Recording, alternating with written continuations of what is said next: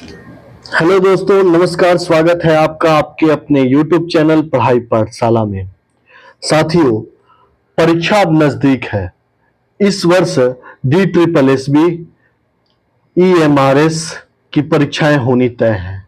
साथियों, अब एक कुशल रणनीति यही है कि आप सभी एक अपना टाइम टेबल बनाएं और time table daily routine basis पे हो।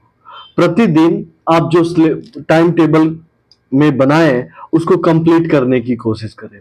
साथियों, जो हम मेरा यह मानना है कि जो आप टाइम टेबल बना रहे हैं वह साप्ताहिक होना चाहिए कि एक सप्ताह में आपको कितना सिलेबस कंप्लीट करना है, रिवीजन कितने घंटे का रिवीजन होना चाहिए।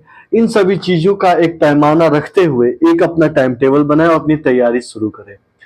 साथियों, जो विद्यार्थी टीजीटी और पीजीटी की तैयारी कर रहे हैं वो अपने विषय पर ज्यादा फोकस करें, क्योंकि विषय इन आपको सिलेक्शन दिलाएगा।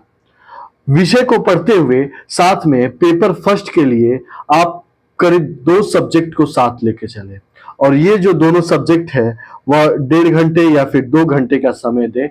लगभग अब आप 7 से 8 घंटे की पढ़ाई शुरू कर दे। साथियों, 3 से 3.5 घंटे आप अपने विषय पर दे, ठीक है। 1.5 घंटे आप 2 अन्य विषय पर दे जो 20-20 नंबर के EMRS में जो 10-10 नंबर के विषय आएंगे उसको पढ़ें। साथ में 1 से 1.5 घंटे आप केवल और केवल अभ्यास के लिए रखें। जैसे 3 घंटे आपने अपने विषय के लिए दे रखा है तो उसमें 2 से 2.5 घंटे आप केवल पढ़ाई करें, चीजों को याद करें, समझें तथा लास्ट के 30 या 35 या 1 घंटे जो समय है उसमें आप केवल प्रश्नों का अभ्यास करें। तो इस तरीके से आप सफलता के करीब आएंगे। आप हमारे टेलीग्राम चैनल पढ़ाई पाठशाला से भी जुड़ सकते हैं। प्रतिदिन यहाँ पर प्रश्नोत्तरी कराई जाती है। पढ़ाई पाठशाला के टेलीग्राम चैनल के साथ साथ इंस्टाग्राम चैनल पे भी आप जुड़ सकते हैं।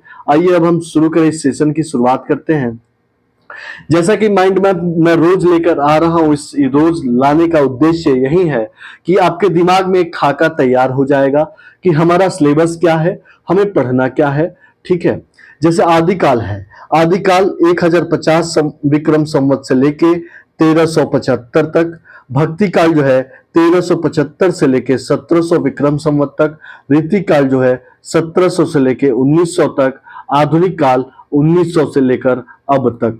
आधुनिक काल के ही अंतर्गत में आधुनिक काव्य, नाटक, उपन्यास, कहानी, निबंध, आलोचना, कथेतर गद्य आता है। साथियों, कथेतर गद्य में आत्मकथा, जीवनी, यात्रा साहित्य, रेखा चित्र, संस्मरण, रिपोर्टाज, पत्र साहित्य, डायरी आता है। इसके बाद हिंदी साहित्य में एक खंड पत्रकारिता का भी आता है तथा एक काव्य शास्त्र का भी आता है।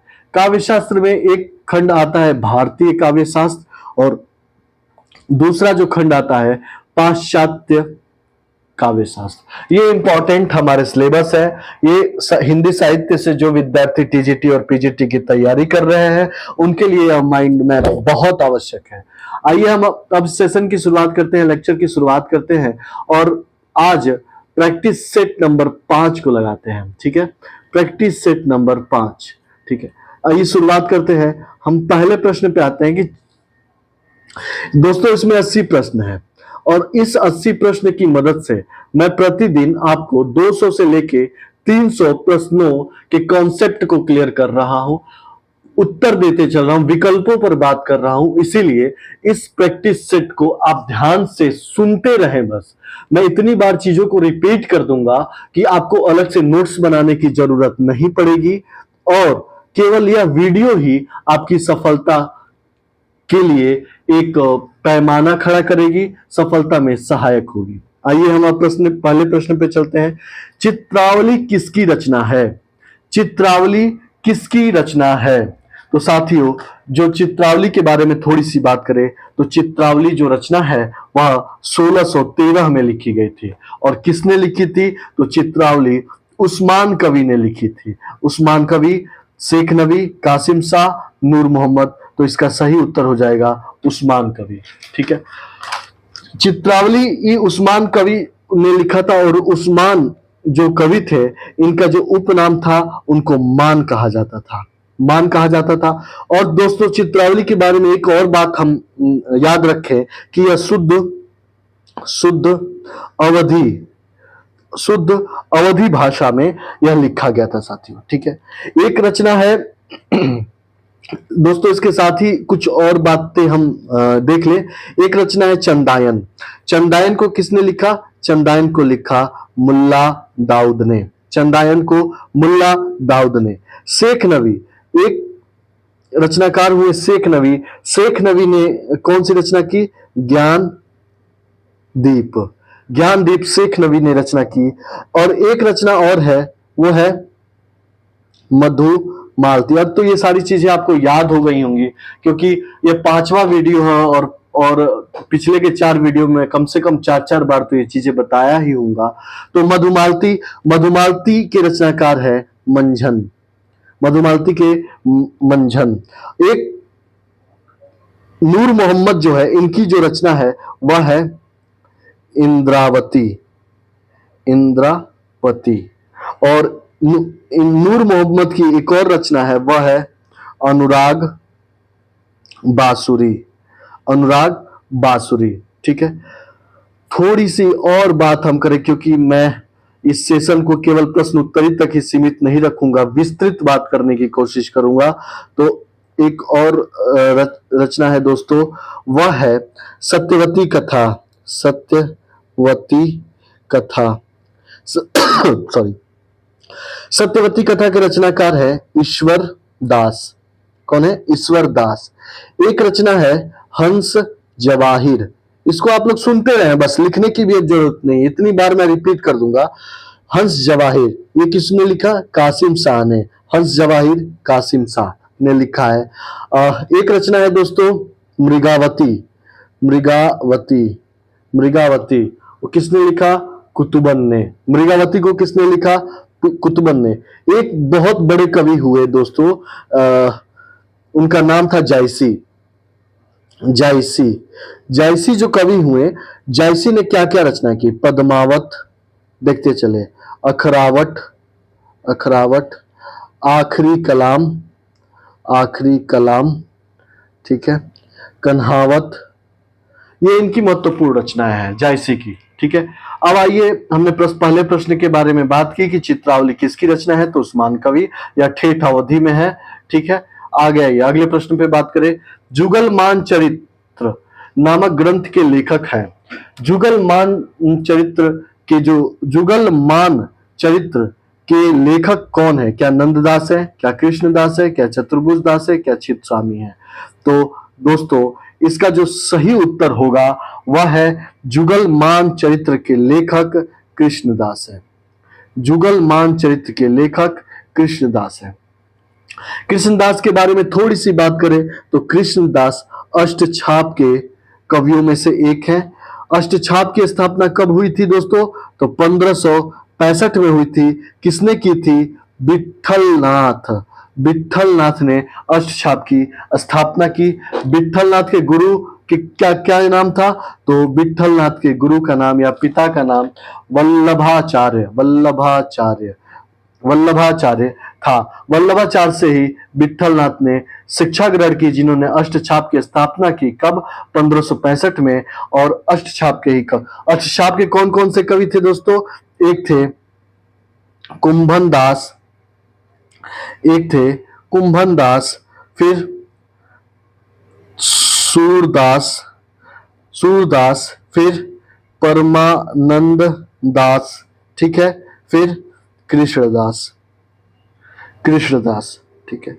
ये चारों जो थे ये वल्लभाचार्य के शिष्य थे। चारों जो थे वल्लभाचार्य के शिष्य थे। अगले थे गोविंद स्वामी।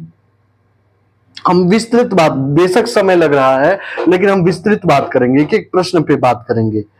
चित्त स्वामी, चतुर्भुज दास, चतुर्भुज दास और नंददास। ये 8 कवि अष्टछाप के कवि हैं जो 1565 में आया था। ठीक है, आइए आगे हम चलते हैं, अगले प्रश्न की तरफ चलते हैं। अगला प्रश्न क्या कहता है दोस्तों? तीसरा जो प्रश्न है वह यह है, कला परिच्छेद के लेखक कौन है? कला परिच्छेद के लेखक कौन है? क्या वह कालिदास है, भवभूति है, दंडी है या भारवी है? कला परि कला परिच्छेद के लेखक कौन है? तो दोस्तों, टीजीटी और पीजीटी की परीक्षा जो विद्यार्थी दे रहे हैं उनके लिए थोड़ा सा महत्वपूर्ण है, क्योंकि कला परिच्छेद के जो लेखक है वह है दंडी। दंडी, ठीक है, कला परिच्छेद के लेखक दंडी। इनकी जो एक महत्वपूर्ण रचना है दोस्तों, वो हम याद कर लेंगे, 10 कुमार चरितम। 10 कुमार चरितम। एक बार बार प्रश्न यह पूछा गया है, काव्यादर्श किसकी रचना है? तो काव्यादर्श दंडी की रचना है दोस्तों, ठीक है। आइए हम अगले प्रश्न पे चले। अगला प्रश्न क्या कहता है, गंगा लहरी किसकी रचना है? गंगा लहरी किसकी रचना है? क्या यह मतीराम की है, क्या यह पद्माकर की है, ठाकुर की है या फिर बोधा की है? तो गंगा लहरी किसकी रचना है? गंगा लहरी जो इसका सही उत्तर है दोस्तों, वह है पद्माकर की रचना है। पद्माकर का जन्म 1753 बांदा में हुआ था। बांदा कहाँ है? यूपी का बांदा। 1763 में पद्माकर का जन्म हुआ था और पद्माकर ने गंगा लहरी नामक रचना की। इनकी जो अन्य रचनाएं हैं, एक है राम रसायन। राम रसायन। एक इनकी रचना है हिम्मत बहादुर विरुदावली। हिम्मत बहादुर विरुदावली। और एक अन्य इनकी रचना है प्रबोध पचासा। प्रबोध पचासा। ये जो पद्माकर है, ये पद्माकर रीति काल के अंतिम प्रसिद्ध कवि माने जाते हैं, ठीक है। अंतिम प्रसिद्ध कवि पद्माकर माने जाते हैं। इनकी एक बहुत अच्छी कविता है, गुलगुली गील में गलीचा है, गुणजन है, चांदनी है, चीख है, चिरागन की माला है, कहे पद्माकर तो गजक गिजा है सजी, सेज है, सुराही है, सुरा है और प्याला है। तो साथियों, पद्माकर बहुत अच्छे कवि थे। इन्होंने त्योहारों पर भी, होली पर, दिवाली पर बहुत अच्छी अच्छी रचनाएं रची हैं। आइए अगले प्रश्न के बारे में बात करें कि विरह वारिस किसकी रचना है? तो साथियों, क्या यह बोधा की है, आलम की है, ठाकुर की है, घनानंद की है? तो विरह वारिस किसकी रचना है? तो विरह वारिस जो रचना है वह बोधा की रचना है। इनका पूरा नाम पूछ देता है दोस्तों कि बोधा का पूरा नाम क्या है? तो बोधा का पूरा नाम बुद्धिसेन है। बुद्धिसेन है। इनकी एक अन्य रचना है, इनकी एक अन्य रचना है, कौन सी? इश्कनामा। कौन सी? इश्कनामा।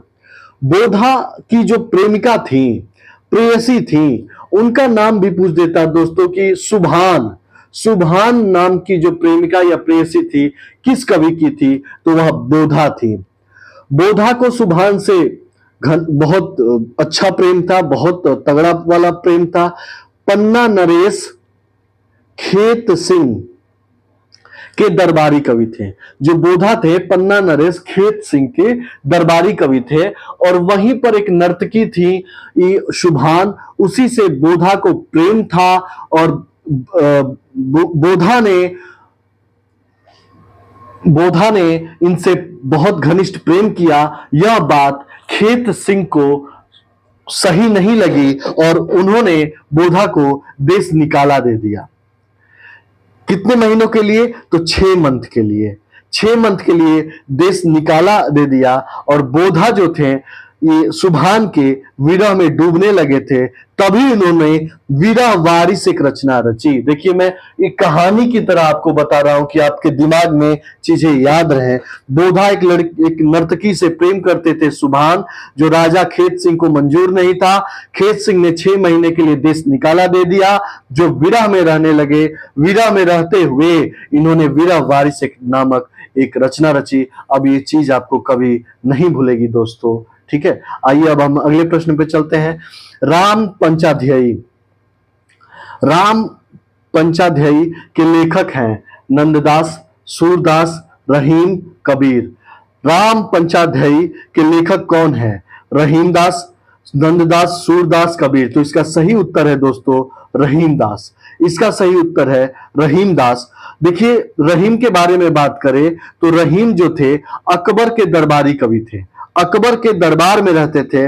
रहीम दास का जो जन्म हुआ था 1556 में हुआ था, इनकी मृत्यु 1627 में हुई थी दोस्तों।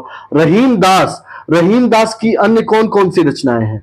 तो रहीम दास की एक रचना है रहीम सतसई, एक बहुत इंपॉर्टेंट रचना है इनकी बरवे नायिका भेद, बरवे नायिका भेद, या अवधि में है, किसमें है? अवधि में। एक महत्वपूर्ण रचना है मदनाष्टक, मदनाष्टक। एक महत्वपूर्ण रचना रास पंचाध्यायी। एक रचना है खेल कौतुकम, खेल कौतुकम। एक रचना है कृष्ण रास लीला। दोस्तों, इस वीडियो को आप जितनी बार देखेंगे आपको ये सारी चीजें याद होती जाएंगी, या फिर कई बार देखें, या एक कॉपी कलम पर इसका नोट तैयार कर ले, ठीक है, कि परीक्षा की घड़ी में रिवीजन के काम आएगा। अगला जो प्रश्न है दोस्तों 7वां, वह अष्टयाम किसकी रचना है? अष्टयाम किसकी रचना है? क्या यह सेनापति की है, क्या देव की है, क्या पद्माकर की है, या भूषण की है? दोस्तों, जो अष्टयाम रचना है वह है देव कवि की, ठीक है, देव कवि की। देव का जन्म होता है दोस्तों 1767 में होता है, और देव हित हरिवंश स्वामी के अन्य संप्रदाय में दीक्षित हुए थे। किसके अन्य संप्रदाय किसका है? देखिए, दो प्रश्न यहां से तैयार हो गए। हित हरिवंश के अन्य संप्रदाय में दीक्षित हुए थे। इनके कितने ग्रंथ है दोस्तों? तो इनके 72 ग्रंथ हैं, जिसमें से 15 ग्रंथ उपलब्ध हैं। इनके 15 ग्रंथ उपलब्ध हैं साथियों, ठीक है। तो देव कवि बहुत महत्वपूर्ण कवि भी है, और इनकी थोड़ी बहुत रचनाओं के बारे में अगर मैं बात करूं तो एक रचना है इनकी भाव विलास, एक रचना है भाव विलास, दूसरी रचना है भवानी, देखिए सब पूछ रखा है पेपर में, भवानी विलास। तीसरी रचना है रस विलास। चौथी रचना है सुख सागर।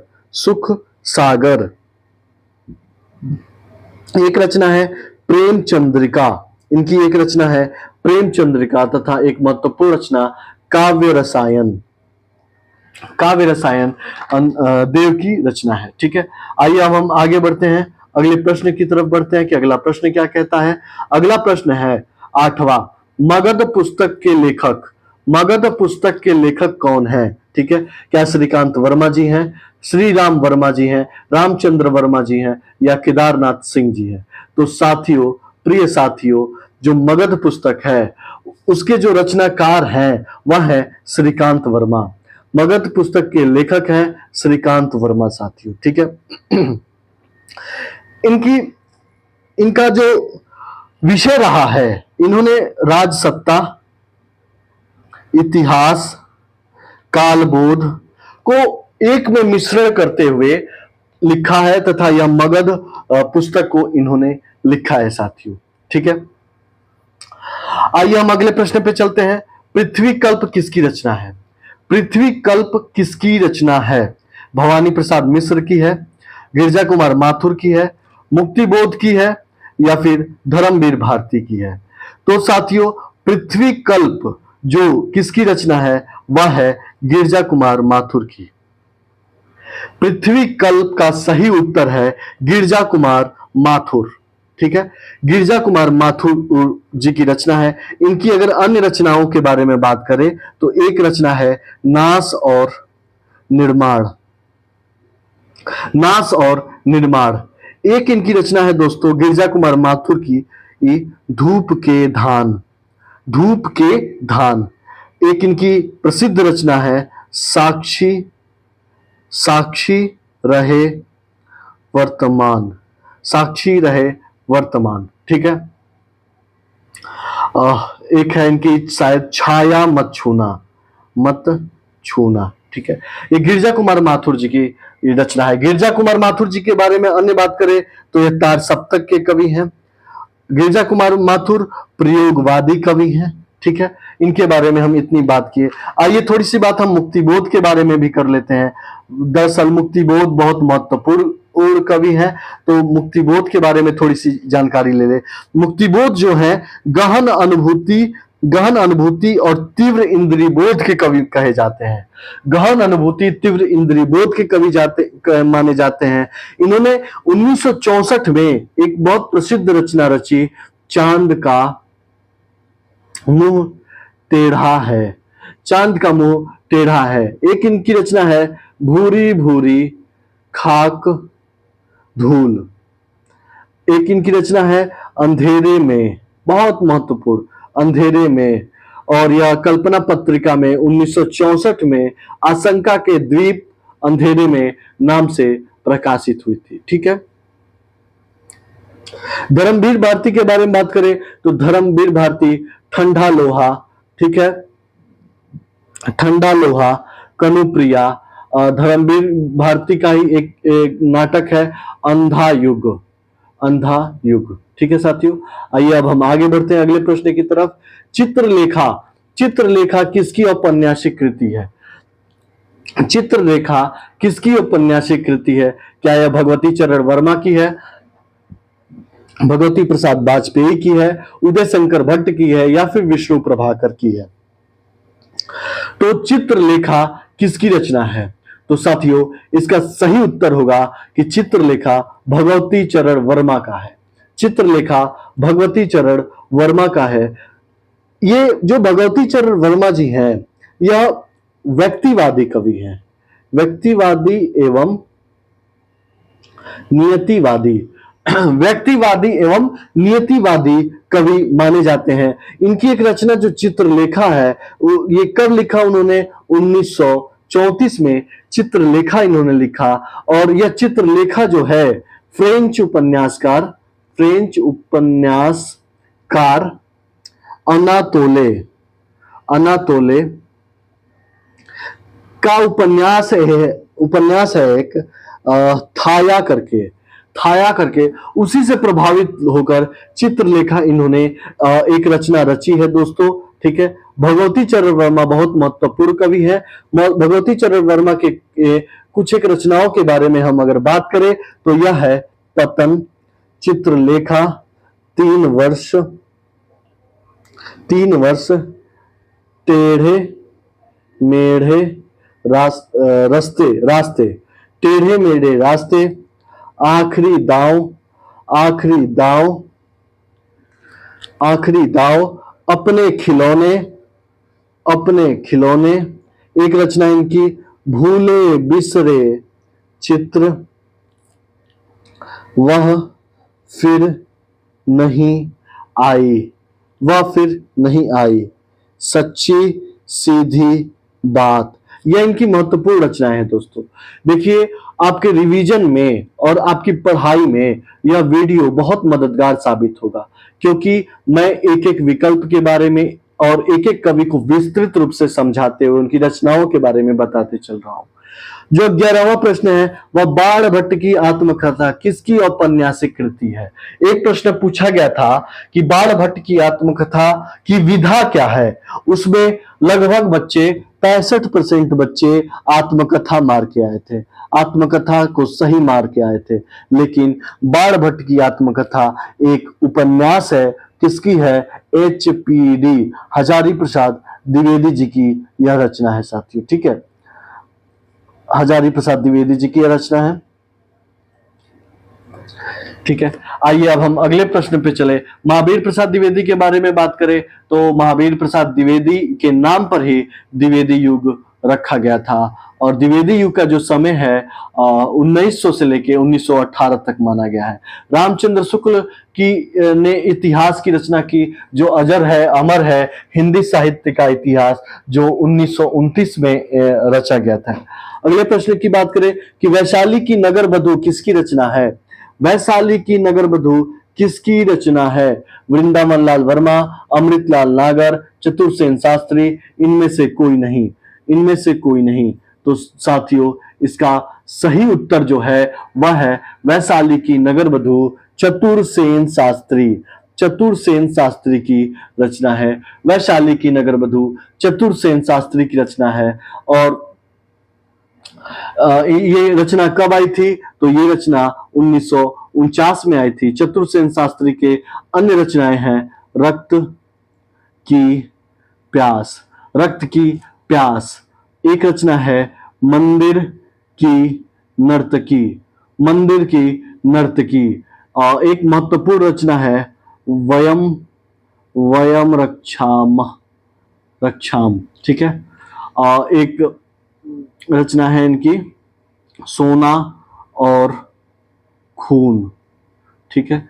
ये इनकी रचना है किसकी? चतुरसेन शास्त्री की, ठीक है। आइए हम अब आगे बात करते हैं अगले प्रश्न में। अंधा कुआं, अंधा कुआं के रचनाकार हैं लक्ष्मी नारायण भारद्वाज, लक्ष्मी नारायण लाल, मोहन राकेश, धर्मवीर भारती। अंधा कुआं के रचनाकार कौन है? तो साथियों, जो अंधा कुआं के रचनाकार है वह लक्ष्मी नारायण लाल हैं। अंधा कुआं लक्ष्मी नारायण लाल है। इनकी अन्य रचनाएं कौन कौन सी हैं? मादा कैक्टस, मादा कैक्टस, 3 आंखों वाली मछली, 3 आंखों वाली मछली, रक्त माल, रात रानी। इनकी महत्वपूर्ण रचना है किसकी? लक्ष्मी नारायण लाल की, ठीक है साथियों। इनका जो अंधा कुआं है यह कब लिखा गया था? अंधा कुआं 1956 में लिखा गया था। इनकी अन्य रचनाओं पे बात करें तो एक सूखा सरोवर है, फिर दर्पण है, कर्फ्यू है, दूसरा दरवाजा है। यह इनकी बेहद महत्वपूर्ण रचनाएं हैं, ठीक है। आइए हम अब अगले प्रश्न पे बात करें। अगला प्रश्न है भाषा भूषण के रचनाकार हैं जसवंत सिंह, भूषण, मतीराम, चिंतामणि। भाषा भूषण के रचनाकार कौन है? तो दोस्तों, भाषा भूषण के रचनाकार हैं जसवंत सिंह। भाषा भूषण के रचनाकार हैं जसवंत सिंह। भाषा भूषण अलंकारों का पाठ्यक्रम ग्रंथ कहा जाता है। किसका? अलंकारों का, अलंकारों का पाठ्य ग्रंथ कहा जाता है। जसवंत सिंह ने भाषा भूषण के अलावा इन्होंने एक रचना रची अपरोक्ष सिद्धांत, अपरोक्ष सिद्धांत। एक इन्होंने रचना रची सिद्धांत बोध, सिद्धांत बोध, ठीक है। भाषा भूषण किसकी रचना है? तो भाषा भूषण जसवंत सिंह की रचना है। आइए अगले प्रश्न पे चलते हैं। आत्मबोध किसकी रचना है? आत्मबोध किसकी रचना है? क्या वह जलंधर नाथ की है, गोरखनाथ की है, मत्स्येंद्र नाथ की है, या फिर इसमें से कोई नहीं है? तो दोस्तों, इसका सही उत्तर है गोरखनाथ। आत्मबोध गोरखनाथ की रचना है। दोस्तों, आदिकाल जब आप पढ़ेंगे तो उसमें एक खंड आएगा सिद्ध, एक नाथ, एक जैन। ये 3 प्रकार के धर्म आएंगे। आदिकाल में 84 सिद्धों की बात की गई है। नाथ खंड में, नाथ साहित्य में ये 9 नाथ की बात की गई है, तथा एक है जैन धर्म। तो गोरखनाथ जो है साथियों, वो नाथ संप्रदाय के जनक माने जाते हैं। गोरखनाथ क्या माने जाते हैं? नाथ संप्रदाय के जनक माने जाते हैं। तथा गोरखनाथ के गुरु का नाम मत्स्येंद्र नाथ था। गोरखनाथ के गुरु का नाम मत्स्येंद्र नाथ था। एक प्रश्न यह भी पूछ देता है साथियों कि जो 9 नाथ हैं उनके नाम बताइए। तो इसको आप ट्रिक से याद कर ले। गोभी नाच सहज जल में, इसको आप याद रखें। गोभी नाच, गो से गोरखनाथ, भीमनाथ, नागार्जुन, चरपटनाथ, सत्यनाथ, हरिश्चंद्र, जड़ भरत, जलंधर और एक हुए मल्लार्जुन, ठीक है, मल्लार्जुन। ये 9 जो है 9 नाथ के कवि हैं, ठीक है दोस्तों। मत्स्येंद्र नाथ गोरखनाथ के गुरु हैं। आइए अगली रचना पे चले। हलात ए कन्हैया किसकी रचना है? हलात ए कन्हैया किसकी रचना है दोस्तों? हलात ए कन्हैया, क्या यह विद्यापति की है, क्या यह पूरन भगत की है, क्या यह अमीर खुसरो की है, या इनमें से कोई नहीं? हलात ए कन्हैया किसकी रचना है? तो दोस्तों इसका जो सही उत्तर होगा हालात ए कन्हैया अमीर खुसरो की रचना है। अमीर खुसरो की रचना है। इनका जन्म 1253 में हुआ था। इनका जो पूरा नाम था दोस्तों, देखिए विस्तृत में बात कर रहा हूं, पूरा नाम दोस्तों था इनका अबुल हसन। और अमीर खुसरो जो थे, अमीर खुसरो जो थे वह किसके शिष्य थे? निजामुद्दीन औलिया, औलिया के शिष्य थे। निजामुद्दीन इन्होंने औलिया के शिष्य थे। जो अमीर खुसरो थे दिल्ली के दरबार में, दिल्ली के दरबार पर 11 राजाओं का आरोहण देखा था। 11 राजाओं का आरोहण देखा था और इनके बारे में डॉक्टर ईश्वरीय प्रसाद ने कहा कि इनके बारे में डॉक्टर ईश्वरीय प्रसाद, डॉक्टर ईश्वरीय प्रसाद ने कहा कि अमीर खुसरो महाकवि या कवियों में राजकुमार है। क्या कहा? महाकवि तथा या महाकवियों में राजकुमार है। ठीक है, ये किसने कहा? डॉक्टर ईश्वरीय प्रसाद ने। इन अमीर खुसरो ने लगभग 100 ग्रंथ की रचना की। ठीक है, अमीर खुसरो ने लगभग 100 ग्रंथ की रचना की। अमीर खुसरो के बारे में थोड़ी बहुत और जानकारी लेते हैं तो इनकी एक रचना है खालिक बारी। इनकी एक रचना है पहेलियां, मुकरियां, मुकरियां, दो सुखने, दो सुखने। एक रचना है गजल, एक रचना है इनकी एक रचना है हालात ए कन्हैया, हालात ए कन्हैया। ठीक है, इनकी पहेलियां और मुकरियां दोनों उक्ति वैचित्र की इसमें पहेली और मुकरियों में उक्ति वैचित्र की प्रधानता है। इन्होंने कहा कि मैं हिंदुस्तान की तूती हूं। अमीर खुसरो को हिंदुस्तान की तूती भी कहा जाता है। इन्होंने कहा कि मैं हिंदुस्तान की तूती हूं, अगर तुम वास्तव में मुझसे कुछ पूछना चाहते हो तो हिंदवी में पूछो, जिसमें कि मैं कुछ अद्भुत बातें बता पाऊंगा। ठीक है, ऐसे हैं हमारे अमीर खुसरो। अमीर खुसरो आदिकालीन कवि हैं, आदिकाल के अंतिम कवि माने जाते हैं और एक बड़े कवि हैं। विद्यापति पे बात करें तो विद्यापति का जन्म 1350 माना जाता है। इनकी एक रचना जो है कीर्ति लता, एक रचना जो है कीर्ति पताका, कीर्ति पताका। ठीक है, एक रचना है पदावली, एक रचना गोरक्ष विजय, गोरक्ष विजय। जो विद्यापति थे वो राजा शिव सिंह और कीर्ति सिंह के दरबारी कवि थे। विद्यापति को शुक्ल बाबा ने, शुक्ल कौन? रामचंद्र शुक्ल ने इनको श्रृंगारी कवि माना है। शुक्ल जी ने इनको श्रृंगारी कवि माना है।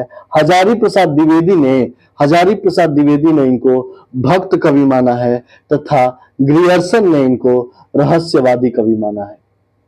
विद्यापति पर हम बहुत डीपली बात कर लिए साथियों कि 1350 में इनका जन्म हुआ था। कीर्ति लता, कीर्ति पताका, पदावली, गोरक्ष विजय इनकी रचना है और यह कीर्ति सिंह और शिव सिंह के दरबारी कवि थे। तथा शुक्ल ने इनको श्रृंगारी कवि, हजारी प्रसाद द्विवेदी ने भक्त कवि, ग्रियर्सन ने रहस्यवादी कवि माना है।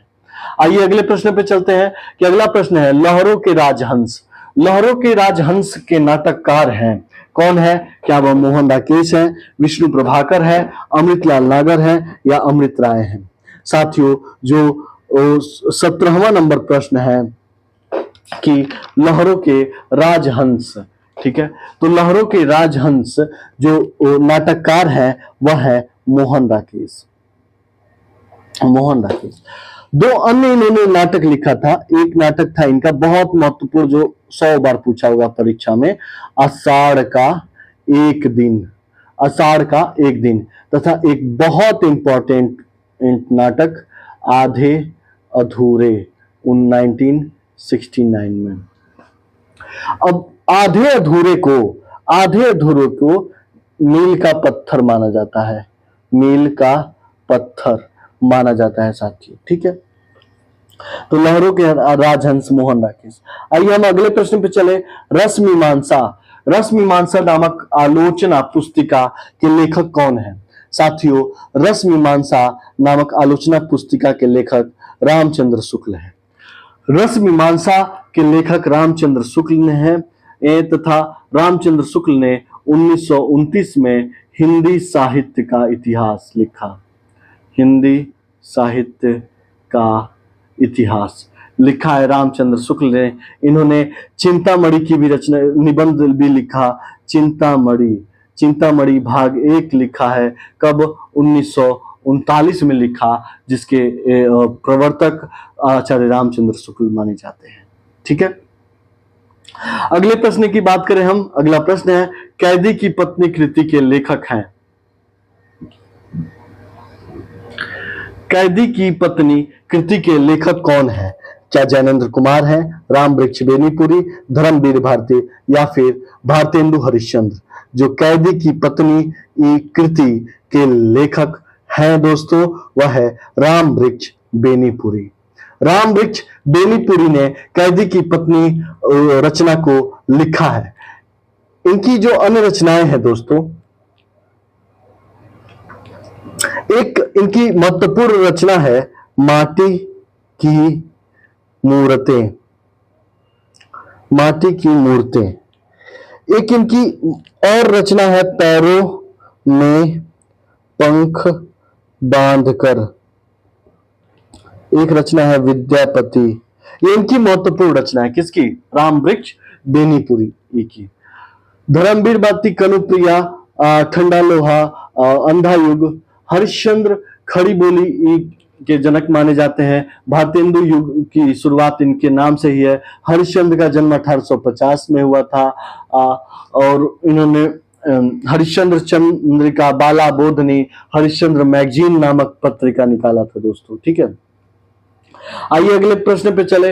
हिंदी शब्द सागर संपादित ग्रंथ है। हिंदी शब्द सागर संपादित ग्रंथ है किसकी? रामचंद्र शुक्ल की, श्याम सुंदर दास की, हजारी प्रसाद द्विवेदी की या डॉक्टर नगेंद्र की? साथियों, हिंदी शब्द सागर श्याम सुंदर दास की संपादित ग्रंथ है दोस्तों। ठीक है, इनके द्वारा संपादित ग्रंथ अन्य कौन कौन से है? एक इनकी रचना है हिंदी वैज्ञानिक कोश। एक श्याम सुंदर दास की, श्याम सुंदर दास ने हिंदी शब्द सागर की जो रचना की, उसकी भूमिका में रामचंद्र शुक्ल ने हिंदी साहित्य का विकास नाम से भूमिका में रामचंद्र शुक्ल ने भूमिका लिखा और इसी का परिवर्तित रूप है हिंदी साहित्य का इतिहास 1929 साथियों। ठीक है, हजारी प्रसाद द्विवेदी की एक रचना है बाण भट्ट की आत्मकथा। एक रचना है पुनर्नवा। ठीक है, आइए अगले प्रश्न पे चलते हैं। रुपया तुम्हें खा जाएगा। रुपया तुम्हें खा जाएगा, यह किसकी रचना है? क्या भगवती चरण वर्मा की है, रघुवंशी की है, राजीव सक्सेना की है, विनय रंजन की है? तो साथियों, इसका जो सही उत्तर है भगवती चरण वर्मा की है। भगवती चरण वर्मा की एक रचना है एकांकी ही। एकांकी का मतलब होता है कि वह एक अंक में ही संपूर्ण हो, वह एक अंक में पूर्ण हो। ठीक है, एक इनकी एकांकी है सबसे बड़ा आदमी, मैं और केवल मैं, दो कलाकार। यह इसकी रचनाएं हैं, भगवती चरण वर्मा। एक महत्वपूर्ण रचना है दोस्तों राजपूत की हार। हमेशा पूछता है, यह किसकी है? सुदर्शन की रचना है राजपूत की हार। ठीक है, आइए हम आगे चलते हैं अगले प्रश्न पे। अगला प्रश्न क्या कहता है? अगला प्रश्न कहता है कि साकेत ये 1931 में आती है। साकेत किसकी रचना है? तो मैथिली शरण गुप्त की है। ठीक, साकेत की कथा का मुख्य संबंध किसके चरित्र विकास से जुड़ा है? क्या वह राम और सीता के है, या लक्ष्मण और उर्मिला के है, या भरत और मांडवी के है, या लक्ष्मण और सीता के? तो दोस्तों इसका जो सही उत्तर है वह है जो साकेत रचना है, लक्ष्मण और उर्मिला के संबंध से जुड़ा हुआ है, उनके चरित्र से जुड़ा हुआ है साथियों। ठीक है, मैथिलीशरण गुप्त की रचना है साकेत। मैथिलीशरण गुप्त जी को आधुनिक, बहुत इंपॉर्टेंट बात बता रहा हूं, आधुनिक युग का तुलसी कहा जाता है। आधुनिक युग का तुलसी किसको कहा जाता है? तो मैथिलीशरण गुप्त को आधुनिक युग का तुलसी कहा जाता है। मैथिलीशरण गुप्त के जो गुरु थे वह गुरु कौन थे? तो उनके गुरु का नाम महावीर प्रसाद द्विवेदी, महावीर प्रसाद द्विवेदी थे। मैथिलीशरण गुप्त की जो प्रथम कविता थी वह थी हेमंत नाम से। प्रथम कविता हेमंत नाम से थी तथा प्रथम काव्य संग्रह जो है वह था रंग में भंग। साकेत के बारे में ऐसा बताया जाता है कि साकेत हिंदी साहित्य में रामचरितमानस के बाद दूसरा स्तंभ जो माना जाता है वह मैथिलीशरण गुप्त का साकेत है। मतलब रामचरितमानस के बाद साकेत एक बहुत अच्छी और बड़ी रचना मानी जाती है दोस्तों। ठीक है, आइए हम आगे बात, साकेत के बारे में एक चीज और हम ध्यान में रखें कि जो 1931 की रचना है, साकेत जो शब्द है पाली भाषा का शब्द है। पाली भाषा, इसका जो अर्थ होता है अयोध्या, इसका अर्थ होता है अयोध्या। और साकेत में 12 सर्ग हैं, 12 सर्ग हैं। मैथिलीशरण गुप्त को नगेंद्र ने जनवादी कवि माना है। मैथिलीशरण गुप्त की एक रचना है भारत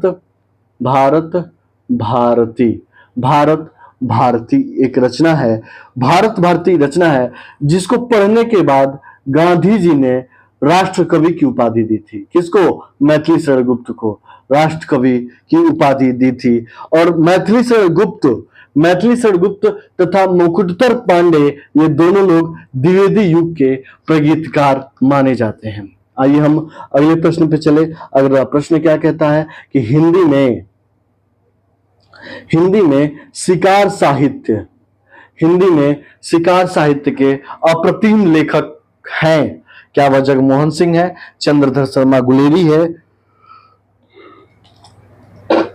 श्री राम शर्मा है, या इनमें से कोई नहीं है साथियों। ठीक है, तो इसका जो सही उत्तर है दोस्तों, सही उत्तर है कि जो शिकार साहित्य के अप्रतिम सबसे बढ़िया जो लेखक है वह है श्री राम शर्मा। ठीक है, श्री राम शर्मा का जन्म 1896 में होता है साथियों। हिंदी में शिकार साहित्य और संस्मरण साहित्य के प्रतिष्ठित रचनाकार श्री राम शर्मा है। इन्होंने एक रचना शिकार नाम से की, दूसरी रचना बोलती प्रतिमा, एक है प्राणों का सौदा, यह इनकी महत्वपूर्ण रचना है।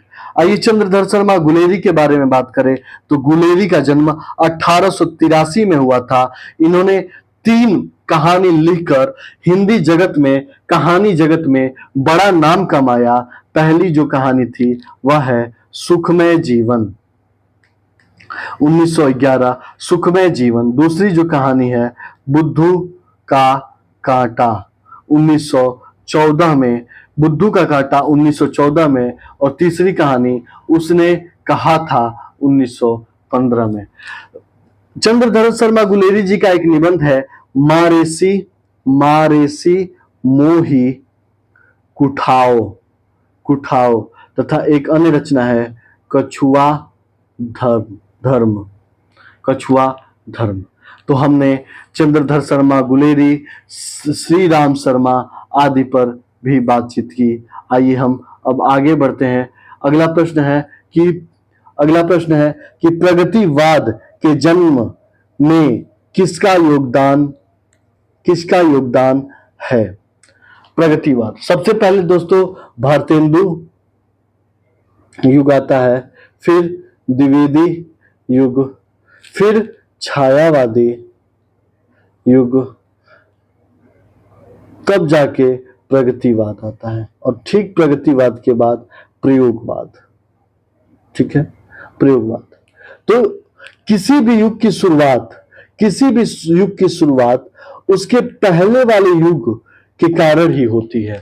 पहले ये वाले युग के कमियों के कारण ही नए युग की शुरुआत होती है दोस्तों।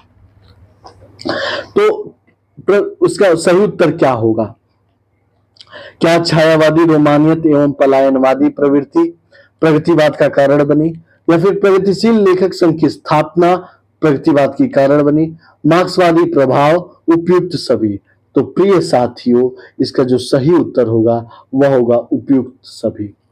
प्रगतिशील लेखक संघ की स्थापना विदेशों में 1935 में हुई, इंडिया में 1936 में हुई। 1936 में प्रेमचंद जी ने लखनऊ में प्रगतिशील लेखक संघ की स्थापना करते हैं, और यही कारण है प्रगतिवाद के आने का। मार्क्सवाद का भी बहुत अधिक प्रभाव पड़ा था दोस्तों, मोह भंग होने लगा था, तो तब जाके राइटरों ने, रचनाकारों ने प्रगतिवाद की रचनाएं की। ठीक है, किस कवि की रचनाओं में छायावाद का पूर्वाभास संकलित है? क्या रूपनारायण पांडे हैं, क्या गोपाल राम शरण है, मुकुटधर पांडे है, लोचन प्रसाद पांडे है? साथियों, लोचन प्रसाद पांडे और मुकुटधर पांडे ये दोनों क्या है? भाई हैं। ये दोनों भाई हैं। इनको पांडे बंधु के नाम से भी जाना जाता है।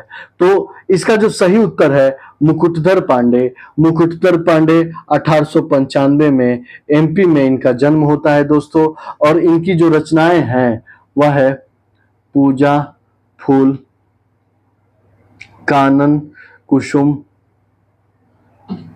एक इनकी महत्वपूर्ण रचना है प्रेम बंधन, और एक है आंसू।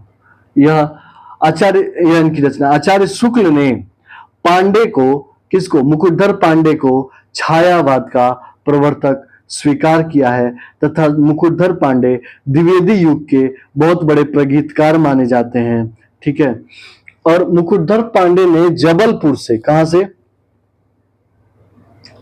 जबलपुर से एक पत्रिका प्रकाशित कराया इन्होंने। क्या नाम था? शारदा, 1920 में। तो इस पत्रिका में हिंदी में छायावाद शीर्षक से 4 किस्तों में एक लेख प्रकाशित कराया। किस नाम से? हिंदी में छायावाद। छायावाद के जो प्रवर्तक माने जाते हैं मुकुटधर पांडे माने जाते हैं। 25 प्रश्न हो गए। आइए हम 26वें प्रश्न पे चलते हैं। 26 प्रश्न क्या कहता है कि निम्नलिखित में से सिद्ध साहित्य के विषय में कौन सा कथन सत्य नहीं है? सत्य नहीं है। क्या सिद्ध साहित्य का झुकाव सहज साधना की ओर है? सिद्ध साहित्य के प्रथम कवि सरहपा हैं। सिद्ध साहित्य की रचना चर्यापदों तथा दोहों में हुई है। सिद्ध साहित्य का प्रणयन पिंगल भाषा में हुआ है। तो क्या सत्य नहीं है? इसका जो सही उत्तर है साथियों वह यह है कि सिद्ध साहित्य का प्रणयन पिंगल भाषा में हुआ है। नहीं, यह गलत है। जबकि सिद्धों की भाषा जो थी वह सांध्य भाषा थी। ठीक है, और सिद्धों के बारे में बात करें तो राहुल सांकृत्यायन ने अपनी पुस्तक हिंदी काव्यधारा में कितने सिद्धों की बात की है? 84 सिद्धों की बात की है। और सिद्ध साहित्य का विकास जो होता है वह पूर्वी भारत के तरफ से होता है। पूर्वी भारत जो होता है पश्चिम बंगाल, असम, झारखंड, इधर, और सिद्ध साहित्य का प्रचार प्रसार होता है, सिद्ध साहित्य का विकास होता है। बिहार में होता है, उड़ीसा में होता है, असम में होता है, बंगाल में होता है। ठीक है, आइए अगले प्रश्न पे चले। भूतनाथ उपन्यास के रचयिता कौन है? क्या वह राधा कृष्ण दास हैं, जगमोहन सिंह हैं, देवकी नंदन खत्री, या गोपाल राम गहमरी?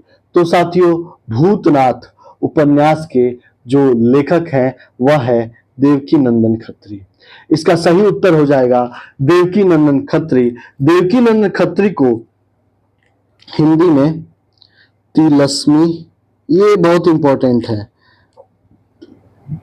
तिलस्मी अय्यारी उपन्यासों का प्रवर्तक माना जाता है। एक इसमें गोपाल राय जी हैं, गोपाल राम गहमरी ने जासूसी उपन्यासों का प्रवर्तक माना जाता है गोपाल राम गहमरी जी को। ठीक है, इनके बारे में थोड़ी सी और बात करें तो देवकी नंदन खत्री का जो ये उपन्यास है भूतनाथ, कौन है भूतनाथ, यह अपूर्ण उपन्यास था। देवकी नंदन खत्री ने इसको अकेला पूर्ण नहीं किया, फिर इनके पुत्र का नाम था किसके, ये देवकी नंदन खत्री का, तो दुर्गा प्रसाद खत्री ने भूतनाथ को पूर्ण किया। गोपाल राम गहमरी की रचनाएं हैं अद्भुत लाश, बेकसूर को फांसी, और गोपाल राम गहमरी को हिंदी का कानन डायल कहा जाता है, हिंदी का कानन डायल कहा जाता है। ठीक है, आइए अगले प्रश्न पे चलते हैं हम। अगला प्रश्न क्या कहता है, अगला प्रश्न है आदिकाल को सिद्ध सामंत युग कहा जाता है। तो सिद्ध सामंत युग आदिकाल को किसने कहा है? साथियों, आदिकाल के बारे में बहुत इंपॉर्टेंट प्रश्न का आना तय है, बात कर लेते हैं। तो मिस्र बंधुओं ने इसको प्रारंभिक काल कहा। मिस्र बंधुओं ने प्रारंभिक काल कहा। जॉर्ज ए ग्रियर्सन ने इसको चारण काल कहा। क्या कहा? चारण काल कहा। रामचंद्र शुक्ल जी ने इसको वीर गाथा काल कहा। क्या कहा?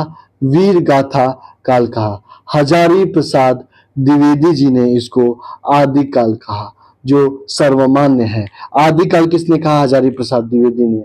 महावीर प्रसाद द्विवेदी जी ने इसको बीज वपन काल कहा। क्या कहा? बीज वपन काल। और राहुल सांकृत्यायन जी ने इसको सिद्ध सामंत काल कहा, और राम कुमार वर्मा जी ने इसको संधि एवं चारण काल कहा। तो हमने पूरे आदिकाल के बारे में बात की। आदिकाल का जो समय सीमा है साथियों, वह है संवत 1050 से 1375 तक। आइए अगले प्रश्न पे चलते हैं। The modern vernacular literature of Hindustan, Hindi साहित्य के इतिहास ग्रंथ के लेखक हैं। क्या वह जॉर्ज ग्रियर्सन है? क्या वह गर्सा दत्तासी है? विलियम वर्ड्सवर्थ है? या फिर आचार्य रामचंद्र शुक्ल है? तो साथियों, इसका सही उत्तर है जॉर्ज ग्रियर्सन। इसका सही उत्तर क्या है दोस्तों? जॉर्ज ग्रियर्सन ने the modern vernacular literature of northern Hindustan 1888 ईस्वी में इसकी रचना की। यह जो पुस्तक है वह अंग्रेजी भाषा की पुस्तक है, अंग्रेजी भाषा में लिखा, और इसमें हिंदी कवियों का उल्लेख है। जॉर्ज ग्रियर्सन ने आदिकाल को चारण काल कहा। इस पुस्तक में, किसमें? The modern vernacular literature of Hindustan में, इसमें कालानुक्रम पद्धति में सभी रचनाकारों कवियों के बारे में बोला गया। जॉर्ज ग्रियर्सन ने ही भक्ति काल को, बहुत इंपॉर्टेंट, भक्ति काल को क्या कहा था? स्वर्ण युग। भक्ति काल को स्वर्ण युग कहा गया था, जो बहुत इंपॉर्टेंट प्रश्न है साथियों। इसको कई बार पढ़ने की जरूरत है, देखने की जरूरत है। अगले प्रश्न की बात करें, रीति काल को अलंकृत काल किसने कहा? तो दोस्तों आइए इस पे भी बात कर ले। जो रीति काव्य किसने कहा है? तो जॉर्ज ए ग्रियर्सन ने रीति काव्य कहा है। अलंकृत काल किसने कहा है दोस्तों? तो अलंकृत काल मिश्र बंधुओं ने कहा है। अलंकृत काल मिश्र बंधुओं ने। रामचंद्र शुक्ल ने क्या कहा है दोस्तों? रामचंद्र शुक्ल ने ऋतुकाल को ऋतुकाल कहा, जो सर्वमान्य है। विश्वनाथ प्रसाद मिश्र ने इसको श्रृंगार काल कहा है। विश्वनाथ प्रसाद मिश्र ने इसको श्रृंगार काल कहा है। एक अन्य रचनाकार हुए ये रमाशंकर शुक्ल रसाल। रमाशंकर शुक्ल रसाल ने इसको कला काल कहा है। ठीक है, ये तो इसका सही उत्तर अलंकृत काल किसने कहा? तो मिश्र बंधुओं ने कहा। आइए अगले प्रश्न पे चले। केशव कहीं न जाई का कहिए, पंक्ति के रचनाकार कौन है? केशवदास, सूरदास, तुलसीदास, रहीमदास। तो दोस्तों इसका जो सही उत्तर होगा वह है तुलसीदास। केशव कहीं न जाए का कहिए, इसका जो सही उत्तर है तुलसीदास है। तुलसीदास जी का जन्म 1532 ईस्वी में हुआ था। इनके पिता का नाम आत्माराम दुबे था, माता का नाम हुलसी, गुरु का नाम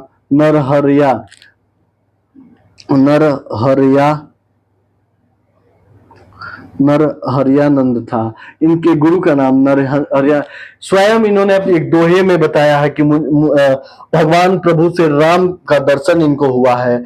तो इन्होंने लिखा कि चित्रकूट के धाम पर भय संतन की भीड़, तुलसीदास चंदन घिसे तिलक देत रघुवीर। ठीक है, इनकी जो प्रथम रचना है वह तुलसीदास की प्रथम रचना वैराग्य संदीपनी है तथा इनकी अंतिम रचना जो है वह है कवितावली। अंतिम रचना कवितावली है। इन्होंने रामचरितमानस, विनय पत्रिका, कवितावली, गीतावली, फिर दोहावली, पार्वती मंगल, जानकी मंगल, ऐसे करके 12 रचनाएं इन्होंने रची है। रामचरितमानस में 7 कांड हैं। रामचरितमानस में 7 कांड हैं। और एक प्रश्न पूछ दिया था कि तुलसीदास के कितने ग्रंथों में 7 कांड है, तो आप ये नोट कर लीजिए, याद करके जाइएगा। एक तो रामचरितमानस में 7 कांड है, दूसरा कवितावली में 7 कांड है, तीसरा गीतावली में 7 कांड है दोस्तों, और चौथा बड़वे रामायण में भी 7 कांड है दोस्तों। ठीक है, रामचरितमानस की बात करें तो इसमें 7 कांड है। यह 1574 ईस्वी में लिखा गया था। इसको लिखने में 2 वर्ष 7 महीने 26 दिन लगे थे साथियों। तथा यह जो रामचरितमानस है अध्यात्म रामायण से प्रभावित है। और रामचरितमानस को सर्वप्रथम तुलसीदास ने किसको सुनाया था? ये मोस्ट इंपॉर्टेंट, तो रसखान को सुनाया था सर्वप्रथम। इसके जो 7 कांड है, पहला बाल कांड, अयोध्या कांड, अरण्य कांड, किष्किंधा कांड, सुंदर कांड, लंका कांड, उत्तर कांड। यह हमने बात की दोस्तों किसके बारे में? तुलसीदास जी के बारे में। तुलसीदास जी के बारे में विस्तृत बातचीत की साथियों। इससे इतर प्रश्न की आने की संभावना कम है। आइए अगले प्रश्न पे बात करें। निम्नलिखित में से जन्म काल के अनुसार क्रम निर्धारित करना है। किसको किसको? घनानंद, रसलीन, ठाकुर, रहीम को। ठीक है, तो इसके बारे में हम बात करें तो देखिए दोस्तों, जो रहीम है, रहीम का जन्म 1556 में कहाँ हुआ था? लाहौर पाकिस्तान में 1556 में रहीम का जन्म हुआ था। ठीक है, अगले जो कवि है घनानंद का जन्म 1689 में। ठीक है, रसलीन का जो जन्म हुआ था दोस्तों वह कब हुआ था? 1699 में। तथा ठाकुर का जन्म 1823 में हुआ था दोस्तों। तो इसका जो सही उत्तर बनता है रहीम का जन्म 1556, घनानंद 1689, फिर रसलीन 1699 और ठाकुर 1823। इसका सही उत्तर ये है। हम लोगों ने 32 प्रश्न लगा लिए। आइए अब हम 33वें प्रश्न पे चलते हैं। 33वां प्रश्न क्या कहता है 35वां प्रश्न कहता है दोस्तों कि कवि त्रिलोचन का पूरा नाम था वासुदेव सिंह, शिव प्रसाद सिंह, राधिका रमण, इनमें से कोई नहीं। तो इसका सही उत्तर है वासुदेव सिंह। वासुदेव सिंह को ही त्रिलोचन त्रिलोचन शास्त्री के नाम से जाना जाता था। ठीक है। वासुदेव सिंह त्रिलोचन का जन्म 1917 में हुआ था। इनकी जो रचनाएं हैं वह है धरती, गुलाब और बुलबुल, बुलबुल, दिगंत, दिगंत, फिर ताप के ताए हुए दिन, ताप के ताए हुए दिन, शब्द, उस जनपद का कवि हूं, उस जनपद का कवि हूं। ये जो रचनाएं हैं वह वासुदेव सिंह त्रिलोचन के हैं, वासुदेव सिंह त्रिलोचन के हैं। आइए अगले प्रश्न पे चले। तो निम्नलिखित में से अपभ्रंश प्रभावित हिंदी रचना कौन सी है? खुमार रासो, ढोला मारू दुहा, भारतेश्वर बाहुबलीदास या जय मयंक जस चंद्रिका। तो साथियों इसका जो सही उत्तर है भारतेश्वर बाहुबलीदास, भारतेश्वर बाहुबलीदास। इसके जो रचनाकार हैं वह है शालिभद्र सूरी, इसके जो रचनाकार है वह है शालिभद्र सूरी। ढोला मारू दुहा शायद कुशल लाभ है, कुशल लाभ। इसको एक बार आप चेक भी करें, लेकिन जहां तक मैं सही हूं कुशल लाभ ही है। ठीक है। और इसमें अगर अन्य बात करें तो खुमार रासो ने एक रचना की, कौन सी? दलपति विजय। दलपति विजय ने रचना किसकी की? खुमार रासो की। खुमार रासो, दलपति विजय कृत खुमार रासो। ठीक है। और मधुकर कवि एक हुए, मधुकर कवि, उन्होंने जय मयंक जस चंद्रिका रचना की। ठीक है। आइए आगे चलते हैं।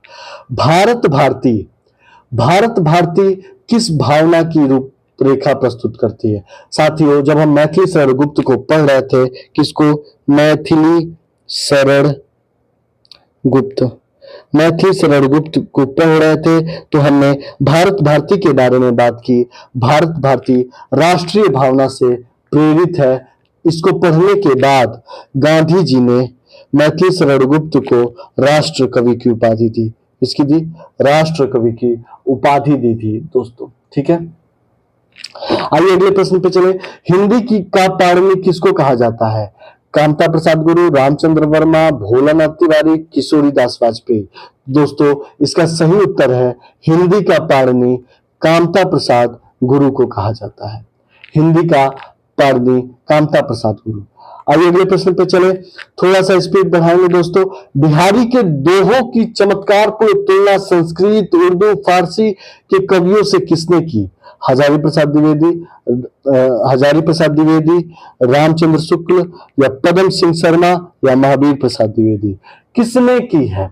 तो इसका सही उत्तर है हजारी प्रसाद द्विवेदी। बिहारी के जो दोहे हैं वह बिहारी सतसई नाम से संकलित है। सतसई, इसमें जो है बिहारी में 719 दोहे संकलित हैं। 713 दोहे हिंदी में संकलित हैं, हिंदी में संकलित है दोस्तों। हजारी प्रसाद द्विवेदी की जो रचना है पुनर्नवा बाण भट्ट की आत्मकथा हजारी प्रसाद द्विवेदी की रचना है।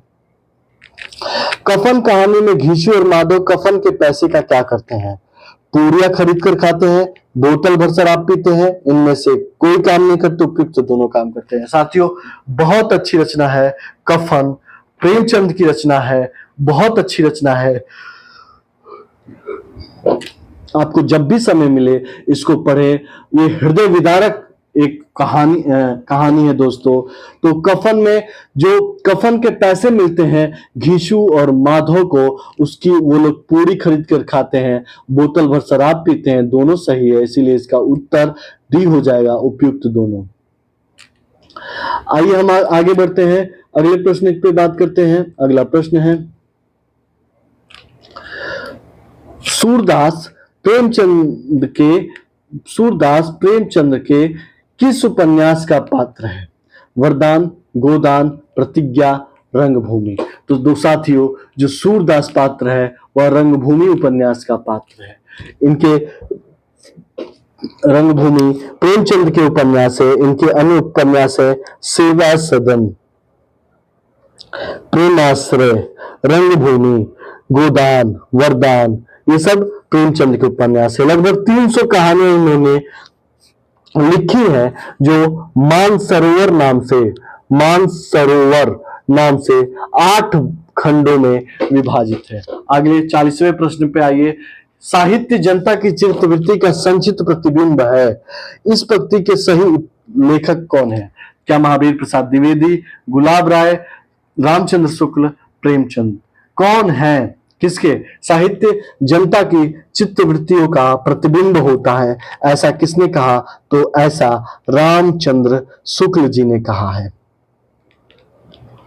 रामचंद्र शुक्ल ने 1929 में हिंदी साहित्य का इतिहास लिखा था।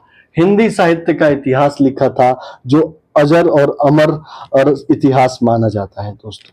ठीक है, आइए आगे चलें। तो अगला प्रश्न है 41। द्विवेदी युग का नामकरण किसके नाम पे हुआ? ये मैं कम से कम 10 बार बता चुका हूं कि द्विवेदी युग का नामकरण महावीर प्रसाद द्विवेदी के नाम पर हुआ है द्विवेदी युग का नामकरण। ठीक है,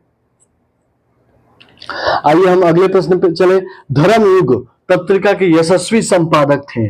धर्मयुग पत्रिका के यशस्वी संपादक कौन थे? क्या रघुवीर सहाय, सर्वेश्वर दयाल सक्सेना, राजेंद्र यादव, धर्मवीर भारती?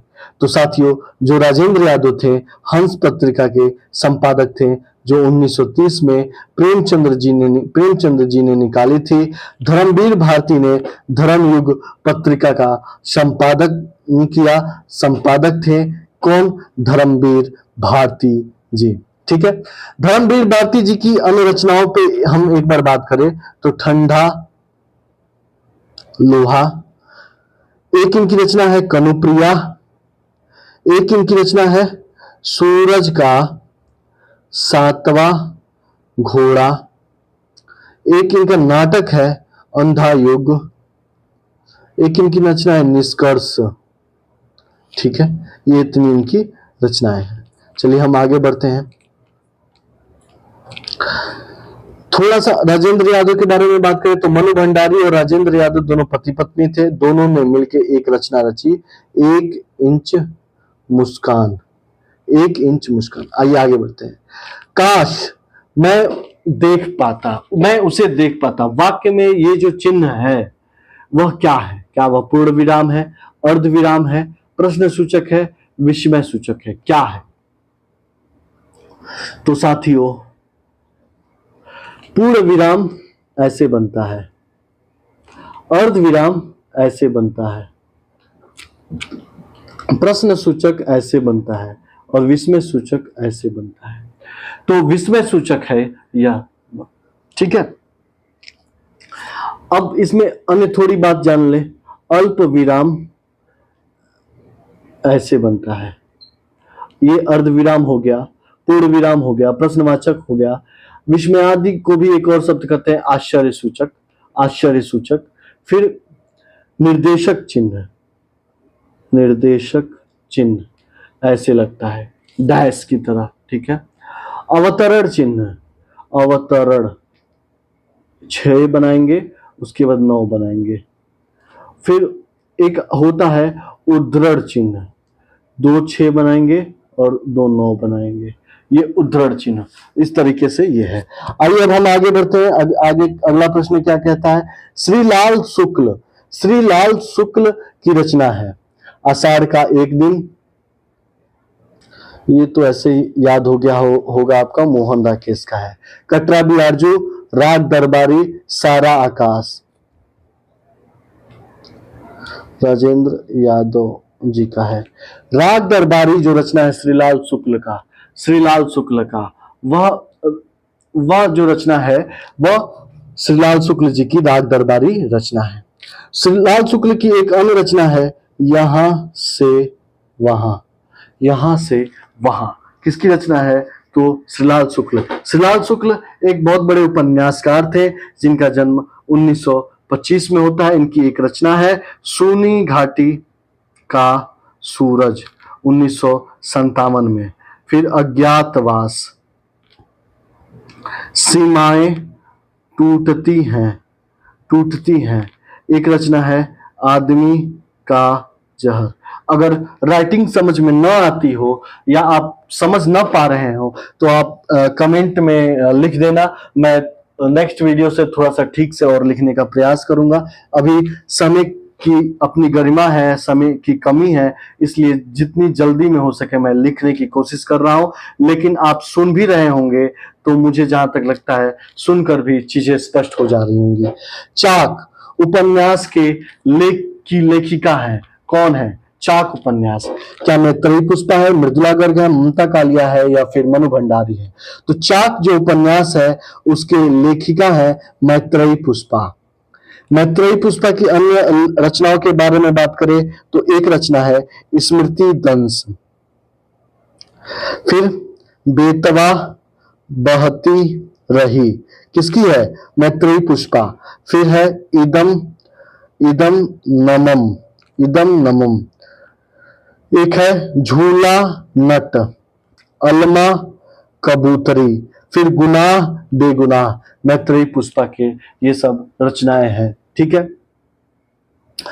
मृदुला गर्ग ने एक रचना रची कठगुलाब नाम से, बहुत इंपॉर्टेंट। कठगुलाब एक लिखी चितकोबरा, वंशज अनित्य, ठीक है। मनु भंडारी ने आपका बंटी और महाभोज नामक रचनाएं दी। ममता कालिया जो है दुखम सुखम नामक रचना रचती हैं, ठीक है।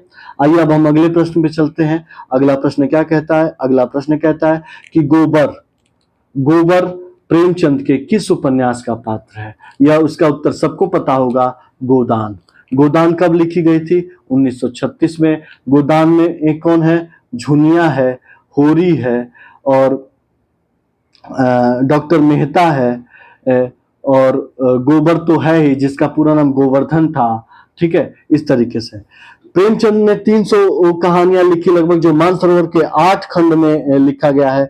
इनकी जो रचनाएं हैं प्रेमचंद की, एक है सेवा सदन, प्रेमाश्रय, फिर गबन, निर्मला, गोदान। इनकी एक रचना अपूर्ण रचना है मंगलसूत्र जो है अपूर्ण रचना है। आइए आगे बात करें। चारण साहित्य किस साहित्य का दूसरा नाम है? क्या वह सिद्ध साहित्य का है? या नाथ साहित्य का है, जैन साहित्य का है, रासो साहित्य का है? तो दोस्तों चारण साहित्य, इसका जो सही उत्तर है दोस्तों वह है रासो साहित्य का। चारण साहित्य का ही दूसरा नाम रासो साहित्य का कहा जाता है। रासो साहित्य में जो रचनाएं आती हैं, पृथ्वीराज रासो, परमाल रासो, खुमान रासो, विजयपाल रासो, हमीर रासो, ये सब रचनाएं रासो साहित्य की हैं, जो चारण साहित्य के नाम से भी जानी जाती है।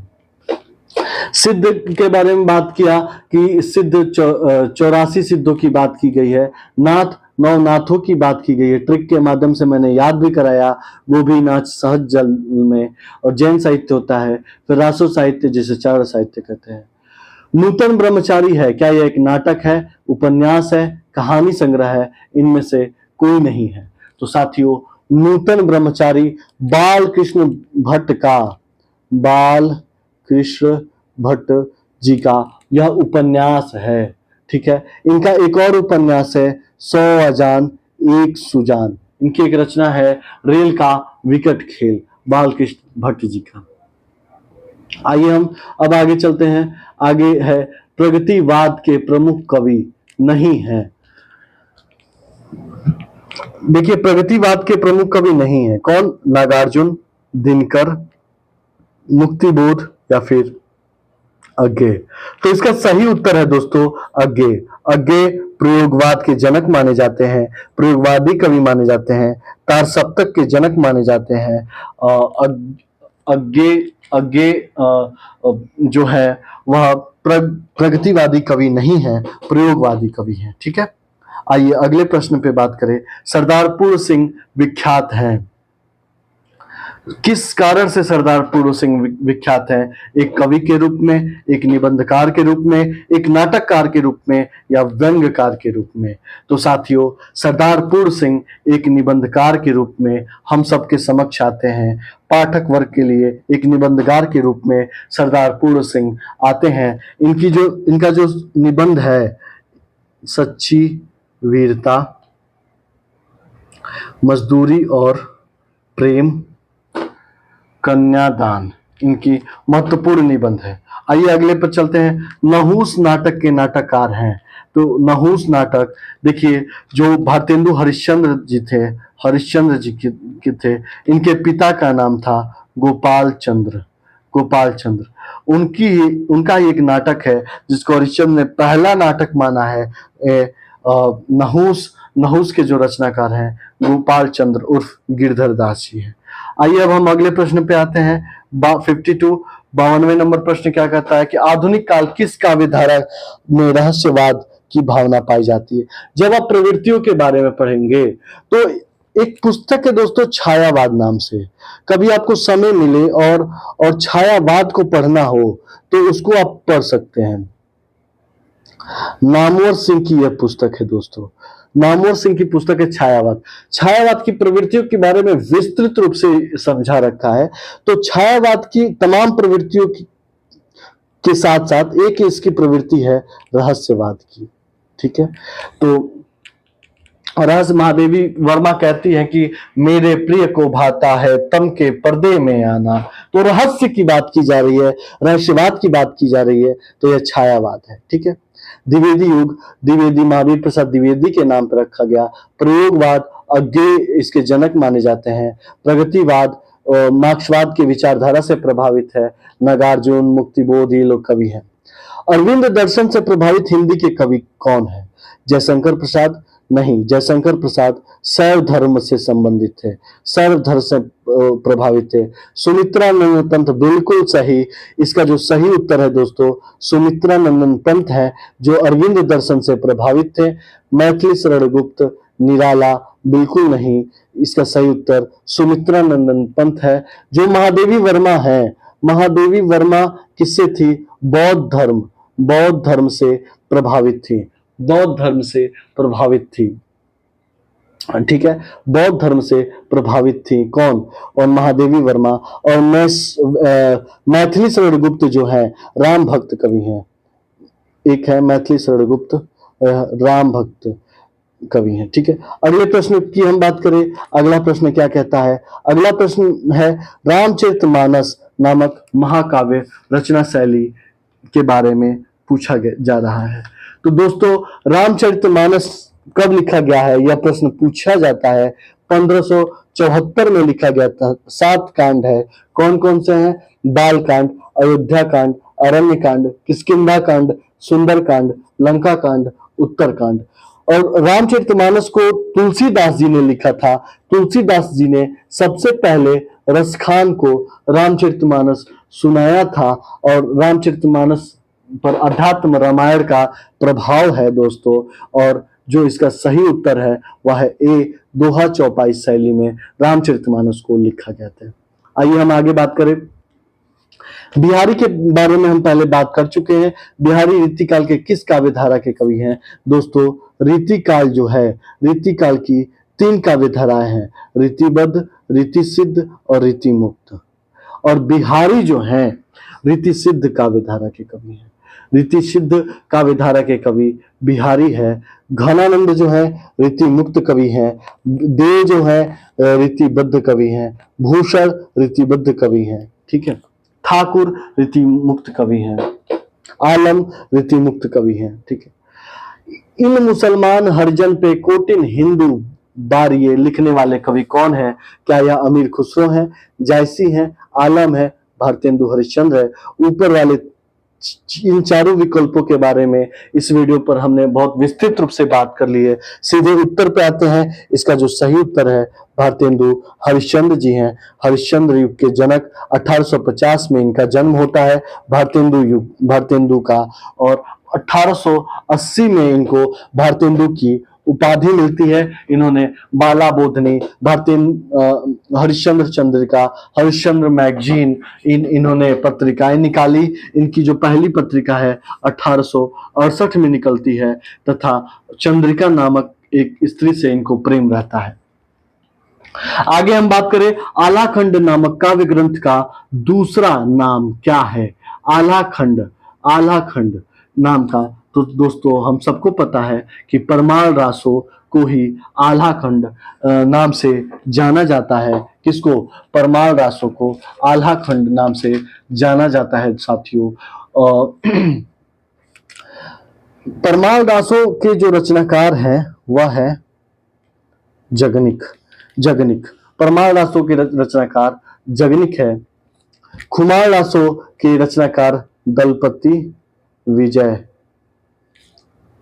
ठीक है, दलपति विजय, और विजय पाल रासो नल सिंह, ठीक है। आगे आइए अगले प्रश्न में, निर्गुण ज्ञानाश्रयी शाखा का दूसरा नाम क्या है। राम भक्ति शाखा, कृष्ण भक्ति शाखा, संत साहित्य या फिर सूफी साहित्य। तो निर्गुण ज्ञानाश्रयी शाखा का जो दूसरा नाम है वह है संत साहित्य साथियों, संत साहित्य, ठीक है। आगे हम प्रश्न बात करें कि एक अलंकार पूछा है कि बूंद आघात सहे गिरि कैसे, खल के बचन संत सह जैसे। मतलब जो पर्वत होता है, गिरि मतलब पर्वत, जो पर्वत होता है, जो वर्षा की बूंदें होती हैं, उसके चोट को, उसके आघात को कैसे सहता है, जैसे एक संत जो होता है, साधु होता है, वह दुष्ट लोगों की कटु वचन को बर्दाश्त कर लेता है, सुन लेता है, सह लेता है। ठीक वैसे ही ये पर्वत बूंद को भी सह लेता है। तो उदाहरण दिया जा रहा है दोस्तों, तो यहां पर इसका सही उत्तर हो जाएगा उदाहरण अलंकार। आइए 60 प्रश्न पे बात करें। प्रत्येक के 4 शब्द दिए गए हैं, जिनमें से 3 अनेकार्थक शब्द की श्रेणी में आते हैं। जो शब्द इस श्रेणी में नहीं आता है वही आपका उत्तर है। अंबर, वस्त्र, किरण, आकाश। यह जो तीनों है यह एक ही अर्थ दे रहा है दोस्तों, किरण अलग अर्थ दे रहा है, इसलिए इसका सही उत्तर किरण हो जाएगा। आइए 61 नंबर प्रश्न पे चलते हैं। इस प्रश्न में एक वाक्य दिया गया है जिसमें त्रुटि है। इसके नीचे 4 विकल्प दिए गए हैं जिसमें एक सही है, सही विकल्प चुनिए। हम नरेश को पुस्तक दिया, इसका सही वाक्य क्या होगा? हेम होगा यहाँ, हेम नरेश को पुस्तक दिया, इसका सही वाक्य। हेम नरेश को की पुस्तक दी या की नहीं होगा, गलत। हेम ने नरेश को पुस्तक दी हो सकता है। हेम नरेश का पुस्तक देगा, ये गलत। हेम ने नरेश का पुस्तक दिया, गलत। इसका जो सही उत्तर है, हेम ने नरेश को पुस्तक दी। अगले प्रश्न पे आइए।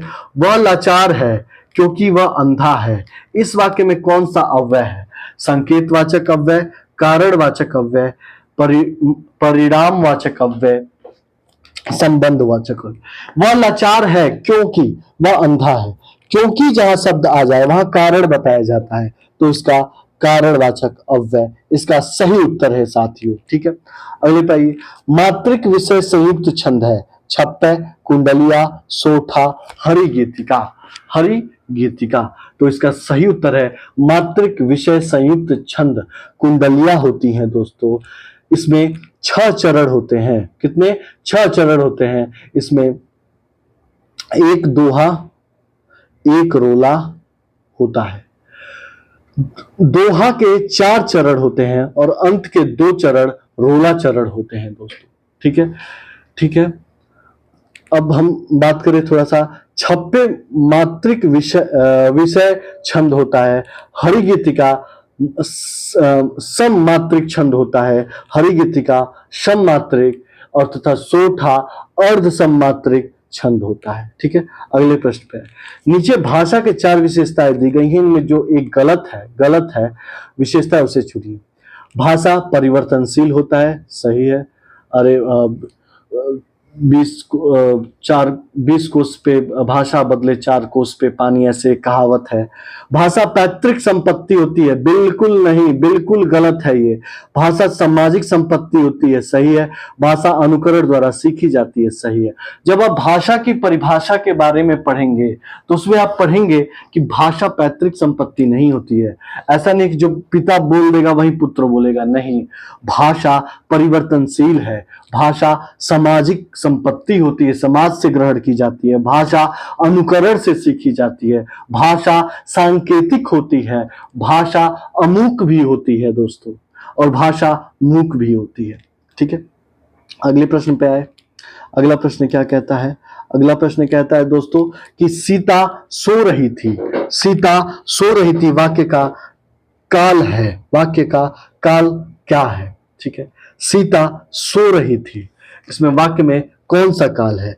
तो सो रही थी, मतलब अभी सो रही है वो, है ना। सो रही थी वो, कोई व्यक्ति गया है और बगल वाले कमरे में देख कर आया है कि सीता सो रही थी, मतलब वो अभी उठी नहीं है, मतलब अभी काम चल रहा है, वो पूर्ण नहीं हुआ है, वो संगीत संदिग्ध नहीं है कि शायद सीता सो रही होगी, ये नहीं कहा गया है। ठीक है, तो यह अपूर्ण है अभी घटना, तो यह अपूर्ण भूतकाल होता है। अगर कहता है शायद सीता सो रही होगी तो संदिग्ध में आ जाएगा। सीता सो रही है या सीता सो ली तो पूर्ण में आ जाएगा। सीता सो चुकी पूर्ण में आ जाएगा। ठीक है, आइए अगले प्रश्न। पेड़ से पत्ते गिरते हैं। देखिए, ये कारक होते हैं। कारक 8 प्रकार के होते हैं। कर्ता ने कर्म को करर से के द्वारा संप्रदान को के लिए अपादान से अलग होना, अपादान से अलग होने का भाव। तो पेड़ से पत्ते गिरते हैं, तो पेड़ एक ये पेड़ है दोस्तों, ठीक है, इससे एक पत्ता अगर टूट के गिरता है तो लो पत्ता भाई बना दिया, लो पत्ता या गिरता है टूट के तो यह पेड़ से अलग हो रहा है, तो यहां पर अपादान कारक होगा। अपादान कारक होगा क्योंकि पेड़ से वह पत्ता अलग हो रहा है, इसलिए यहां अपादान कारक होगा। आइए हम अब अगले प्रश्न पे चलते हैं। राम ने खाना खाया, इसके आगे होगा होगा। राम ने खाना खाया होगा। ठीक है, राम ने खाना खाया होगा। तो एक आदमी दूर बैठ के सोच रहा होगा कि राम ने खाना खाया होगा, सीता नाच रही होगी, मतलब इसमें संभावना व्यक्त की जा रही है कि खाना नहीं भी खाया होगा या खाना खाया होगा। एक संभावना व्यक्त की, संदिग्ध बात है, तो यह संदिग्ध भूतकाल होगा। ठीक है, वही प्रश्न है यर अलग वाला, देखते हैं, इसको क्रम में लगाते हैं। दूरदर्शन पर प्रदर्शित 2 धारावाहिक, अंत में दिया है अपने सारे कामकाज छोड़ देते हैं। तो आइए इसको देखते हैं जो इसका सही क्रम है। दूरदर्शन पर प्रदर्शित 2 धारावाहिक, पहले रामायण और अब महाभारत, इतने लोकप्रिय रहे हैं कि लोग इनकी पहले से प्रतीक्षा करते रहते हैं और इन्हें देखने के लिए अपने सारे कामकाज छोड़ देते हैं। इसका सही उत्तर होता है डी। 68 प्रश्न हो गया। 69 पे बात करें। इनमें से पुल्लिंग शब्द है दया, निर्धनता, बुढ़ापा, दुर्घटना। दया बोलचाल की भाषा में हम इसको यूज करेंगे, आपका और आपकी लगाकर। दया, आपकी दया से मैं परीक्षा में सफल हो गया, तो यहां आपकी दया, दया, ठीक, आपकी, ठीक है, तो ये दया हो गया। ठीक है, निर्धनता, बहुत निर्धनता आ गई है, न कि आ गया है, आ गई है, यह भी स्त्रीलिंग है। ठीक है, दुर्घटना, दुर्घटना हो गई, मेरी दुर्घटना हो गई, ना कि मेरा दुर्घटना हुआ, नहीं, मेरी दुर्घटना हो गई। बुढ़ापा, आपका बुढ़ापा आ गया है, यह पुल्लिंग है, इसका सही उत्तर सी हो जाएगा। अगले प्रश्न पे आए कि महाश्वेता किसका पर्यायवाची है? लक्ष्मी का, सरस्वती का, पार्वती का, सीता का। साथियों, इसका सही उत्तर होता है सरस्वती। सरस्वती का वाग्देवी पर्यायवाची, ज्ञानदा, जो ज्ञान दे रही हो ज्ञानदा, फिर फिर हंस, वाहिनी, भारती, वागेश्वरी, शारदा, एक वीणावाड़ी। तो इतनी सारी सरस्वती के पर्यायवाची हो गए। आइए अब हम अगले प्रश्न पे चलते हैं साथियों। अगला प्रश्न क्या कहता है? लौकिक शब्द में प्रत्यय बताना है। देखिए, लौकिक शब्द का हम विच्छेद करेंगे तो लोक प्लस इक, लौकिक हो जाएगा। ठीक है। अब लौकिक अंत में प्रत्यय किसे कहते हैं? जो किसी धातु के, जो किसी शब्द के अंत में प्रयोग होते हैं उन्हें इक लग जाता है। ठीक है। तो लोक धन इक, लौकिक, तो ये इसका सही उत्तर हो जाएगा इक, डी। ठीक है। उपसर्ग किसे कहते हैं? जो किसी शब्द के पहले लगते हैं। किस रस का संचारी भाव उग्रता, गर्व, हर्ष है? श्रृंगार, वीर, रौद्र, वात्सल्य। इसका सही उत्तर हो जाएगा वीर। वीर रस का संचारी भाव गर्व, उग्रता, हर्ष आदि है। सिंह। ठीक है। अगले प्रश्न पे आते हैं। सदगति शब्द में समास होगा। सदगति शब्द, देखिए, जो तत्पुरुष समास होते हैं उसके बीच में कारक चिन्ह लगे होते हैं। कर्म धारय में है जो लगा होता है। अव्ययी में पहला पद प्रधान होता है तथा उपसर्ग लगा होता है। द्विगु समास में पहला पद संख्यावाचक होता है। एक द्वंद्व होता है, वहां पर योजक चिन्ह होता है। दोनों पद प्रधान होते हैं और बहुब्रीहि में दोनों पद अप्रधान होते हैं, किसी तीसरे अर्थ बता रहा होता है। तो सदगति जो है उसमें तत्पुरुष समास होता है। उज्ज्वल में प्रयुक्त संधि क्या है? उज्ज्वल का हम संधि विच्छेद करेंगे। उत्धन ज्वल, उत्धन ज्वल, उज्ज्वल। तो यहाँ आधा त और फिर आधा ज आ रहा है, इसीलिए यह व्यंजन संधि होता है साथियों। हमारे देश, हम अगले प्रश्न पे बात करें तो हमारे देश में जयचंदों की कमी नहीं है में जयचंदो संज्ञा के किस भेद के अंतर्गत आता है? देखिए दोस्तों, जो व्यक्तिवाचक संज्ञा होता है किसी विशेष व्यक्ति जाति का बोध कराता है। जैसे हमने कह दिया कि हिंदी की पुस्तक, ठीक है, तो हिंदी की पुस्तक किसी विशेष पुस्तक की बात कर रहा है तो यह व्यक्तिवाचक संज्ञा हो जाएगा। लेकिन अगर बात की जाए केवल पुस्तक, ठीक है, केवल गाय, केवल कोई जयचंद, ठीक है, तो वहां जातिवाचक संज्ञा हो जाए। समूह, जैसे मान लो मैंने कहा कि सेना क्या है? एक समूहवाचक संज्ञा है। ठीक है। भाववाचक संज्ञा, जिसमें भाव का एक बोध हो, जिसे हम महसूस कर सकें, देख न सके, जिसे उसमें भाववाचक, जैसे मिठास, गौरव और राष्ट्रीयता, इसको महसूस किया जा सकता है, छुआ नहीं जा सकता है, उसे भाववाचक संज्ञा कहते हैं। तो साथियों, यहां पर जो सही उत्तर है यह होगा जयचंद जो होता है जातिवाचक संज्ञा है, क्योंकि जयचंदो वो मतलब जो आदमी धूर्तता करता है, दुष्टता करता है, उसको जयचंद की श्रेणी में रखा जाता है। तो जयचंदों की कमी नहीं है, यह जातिवाचक संज्ञा है। आइए अगले प्रश्न पे चलते हैं। जो अगला प्रश्न है कि कोई आ रहा है वाक्य में कोई किस प्रकार का सर्वनाम है? क्या वह अनिश्चयवाचक सर्वनाम है, निश्चयवाचक सर्वनाम है, संबंधवाचक सर्वनाम है, निजवाचक सर्वनाम है? तो प्रिय साथियों, जो कोई है या एक अनिश्चितता का बोध कराता है, अनिश्चय का बोध करा रहा है कि वो निश्चय नहीं है कि हेमंत आ रहा है, सीता आ रही है या कोई और अन्य आ रहा है। वह अनिश्चय का बोध करा रहा है कि हमें नहीं पता है कि कौन आ रहा है। तो यहाँ पे कोई आ गया है तो यह अनिश्चयवाचक सर्वनाम हो। अगर किसी विशेष का बोध कराता, नाम का बोध कराता, तो निश्चयवाचक सर्वनाम होता। संबंध जैसा तैसा वाला सिस्टम होता है। और निजवाचक, जहां वाक्य में स्वयं आ जाए, मैं आ जाए, वो निजवाचक सर्वनाम। अगले प्रश्न पे है बटोही का अर्थ पूछा यहाँ पे। बटमार, एकाकी, असहाय, दुर्गम, पथिक राहगीर, पाथे मेघ। तो साथियों, इसका सही उत्तर हो जाएगा पथिक राहगीर।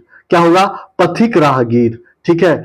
एक गाना है कि कवन दिशा में लेके चल रे बटोहिया। तो बटोही, बटोही जो होता है, जो पथिक होते हैं उनको बटोही कहा जाता है। पथिक जो पथ पे चलते रहते हैं उन्हें पथिक कहते हैं, उसे भी बटोही कहा जाता है। अगले प्रश्न पे है, कौन सी वर्तनी ठीक है? रचयिता, रचयिता, रचयिता, रचयिता। तो इसका सही उत्तर हो जाएगा रचयिता। इस तरीके से एक होता है उज्जवल, ऐसे लिखा जाता है साथियों। ठीक है, अगले पर आए, कारतूस किस भाषा का शब्द है? अरबी, फारसी, फ्रेंच, तुर्की। तो साथियों जो कारतूस है वह फ्रेंच शब्द है। फ्रेंच में अन्य क्या क्या होगा? एक होगा आल्पीन, आल्पीन, बादाम, soup, coupon, Meenu, Meenu, mayor, lamp, ये सब फ्रेंच शब्द हो जाता है। अगले प्रश्न में, निम्नलिखित शब्दों में से किस शब्द में उपसर्ग नहीं है? अगर देखिए दोस्तों, इसको हम थोड़ा सा संधि विच्छेद तोड़ तोड़ के देखते हैं, इसको तोड़ तोड़ के पढ़ते हैं। देखिए, सुपुत्र, सुधन पुत्र, सुकर्म, सुधन कर्म, अधर्म, अधन धर्म, और मिलान, मिलान को हम नहीं तोड़ सकते हैं।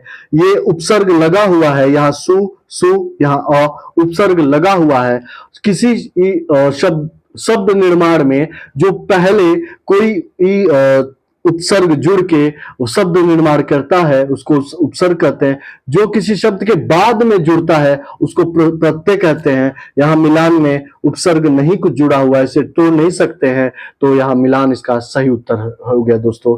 तो दोस्तों हमने 80 प्रश्नों पर बात की। 80 प्रश्नों के माध्यम से करीब करीब हमने 300 से 400 प्रश्न के कॉन्सेप्ट को देखे, विकल्पों पर बात किया, विस्तृत रचनाकारों के बारे में बात की। तो दोस्तों आप सभी हमसे जुड़े रहे, पढ़ाई पाठशाला के यूट्यूब चैनल से जुड़े रहे। हम रोज रोज नए प्रश्नों के साथ आपके समक्ष आते रहेंगे और बहुत सारी महत्वपूर्ण जानकारी भी पढ़ाई पाठशाला के यूट्यूब चैनल, टेलीग्राम चैनल पर हम देते रहे हैं। टेलीग्राम चैनल का लिंक मैं इस वीडियो के डिस्क्रिप्शन में दे दूंगा। आप सभी हमसे जुड़े, आपके लाइक, आपके सब्सक्राइब, आपके कमेंट्स हमारे मनोबल को बढ़ाता है और हम इसमें और बेहतर कार्य करें, इसके लिए हम और थोड़ा सा मोटिवेट होते हैं। कुछ दिनों के बाद से मैं टॉपिक विशेष के साथ, हिंदी साहित्य में टॉपिक विशेष के साथ आऊंगा तथा व्याकरण में भी व्याकरण और साहित्य की विस्तृत क्लास लेने की कोशिश करूंगा। मतलब आदिकाल से लेके काव्य शास्त्र तक, फिर ये संज्ञा से लेके अलंकार संधि तक सभी चैप्टरों के विषय में मैं बात करूंगा। तो साथियों आप हमसे जुड़े रहे, हमारे चैनल से जुड़े रहे, अपने दोस्तों को भी जोड़े। इसी के साथ ये लेक्चर, ये क्लास आज का यही समाप्त करता हूं। धन्यवाद दोस्तों, नमस्कार।